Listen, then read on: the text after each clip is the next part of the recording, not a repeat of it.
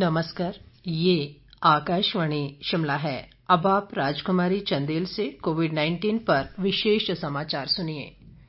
केंद्रीय स्वास्थ्य मंत्री डॉक्टर हर्षवर्धन ने कल हिमाचल सहित 9 राज्यों के स्वास्थ्य मंत्रियों और वरिष्ठ अधिकारियों के साथ कोविड महामारी व सार्वजनिक स्वास्थ्य उपायों की समीक्षा की। सर्दी और त्योहार के मौसम में संक्रमण का जोखिम बढ़ने पर चिंता व्यक्त करते हुए स्वास्थ्य मंत्री ने कहा कि इस दौरान और अधिक सतर्क रहने की आवश्यकता है। उन्होंने कहा कि सर्दी के महीनों में सांस से फैलने वाले वायरस का प्रकोप भी बढ़ जाता है। डॉक्टर हर्षवर्धन ने कहा कि इस वर्ष जनवरी में पुणे में कोविड जांच की केवल एक प्रयोगशाला थी जो अब 2074 हो गई हैं।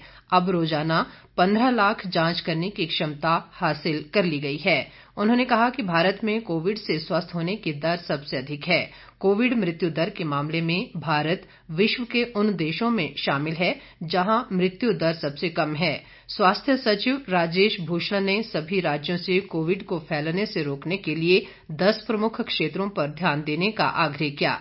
इनमें जांच सुविधा बढ़ाने, बाजारों, कार्यस्थलों, धार्मिक स्थलों व भीड़ भाड़ वाले स्थानों में ज्यादा जांच करना शामिल है। मुख्यमंत्री जयराम ठाकुर ने कहा है कि प्रदेश सरकार ने राज्य में अनेक कल्याणकारी और विकासात्मक कार्यक्रम आरंभ किए हैं, लेकिन कोरोना महामारी के कारण इन पर विपरीत असर पड़ा है। शिमला जिले में जुब्बल कोटखाई विधानसभा क्षेत्र के खड़ापत्थर में कल एक जनसभा में उन्होंने कहा कि राज्य सरकार ये सुनिश्चित कर रही है कि इस वायरस के कारण बागवानों को अपने उत्पादों के विपणन में किसी समस्या का सामना न करना पड़े। मुख्यमंत्री ने कहा कि राज्य सरकार ने किसानों की सुविधा के लिए कामगारों के प्रबंधन और विपणन के लिए पर्याप्त व्यवस्था की है और पिछले 3 वर्षों के कार्यकाल के दौरान प्रदेश का समान विकास सुनिश्चित किया गया है। जयराम ठाकुर ने कहा कि राज्य सरकार ने लॉकडाउन के दौरान देश के विभिन्न भागों में फंसे करीब 2.5 लाख हिमाचल वासियों को वापस लाया। हालांकि इससे राज्य में कोविड-19 रोगियों की संख्या बढ़ी, लेकिन प्रदेश के लोगों को वापस लाना राज्य सरकार का दायित्व था। मुख्यमंत्री ने लोगों से कोरोना वायरस के संक्रमण से बचाव के लिए फेस मास्क के उपयोग और परस्पर दूरी बनाए रखने के नियम का कड़ाई से पालन सुनिश्चित करने का आग्रह भी किया। देश में कोविड-19 से स्वस्थ होने की दर 92.56% हो गई है। कोरोना संक्रमण से अब तक 79,59,406 लोग स्वस्थ हुए हैं। मौजूदा समय में देश में 5,05,265 कोरोना मरीज उपचाराधीन हैं। देश में कोरोना संक्रमण की कुल संख्या 85,91,731 तक पहुंच गई है। संक्रमण से अब तक देश भर में 1,27,059 लोगों की मौत हो चुकी है।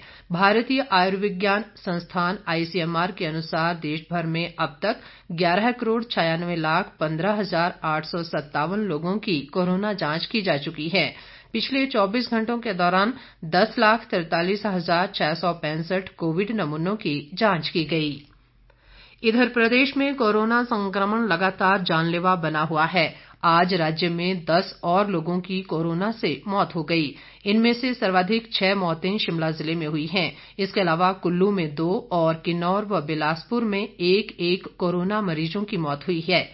इसी के साथ राज्य में कोरोना से मरने वालों की संख्या बढ़कर 388 हो गई है। इस बीच प्रदेश में कोरोना संक्रमण के मामलों में वृद्धि जारी है और ये संख्या बढ़कर 26,260 हो गई है। आज अभी तक प्रदेश में कोरोना के 63 नए मामलों की पुष्टि हुई है। इनमें सर्वाधिक शिमला जिला में 27, कांगड़ा में 26, मंडी में 6, बिलासपुर में 3, लाहौल स्पीति में 1 कोरोना मामला शामिल है। इस दौरान 330 कोरोना रोगी स्वस्थ भी हुए हैं। स्वास्थ्य विभाग द्वारा जारी बुलेटिन के अनुसार मौजूदा समय में प्रदेश में कोरोना के 4,913 सक्रिय मरीज हैं और 20,933 रोगी अब तक स्वस्थ हो चुके हैं। राज्य में कोरोना से 388 लोगों की मृत्यु हुई है। ऊना जिला की विभिन्न पंचायतों में कोरोना संक्रमण के पॉजिटिव मामले आने के चलते संबंधित क्षेत्रों को कंटेनमेंट जोन घोषित करने के आदेश जारी किए गए हैं। उपायुक्त राघव शर्मा ने बताया कि कोरोना संक्रमण के प्रसार को रोकने के लिए ये आदेश जारी किए गए हैं। इसके साथ ही ये समाचार बुलेटिन समाप्त हुआ। नमस्कार।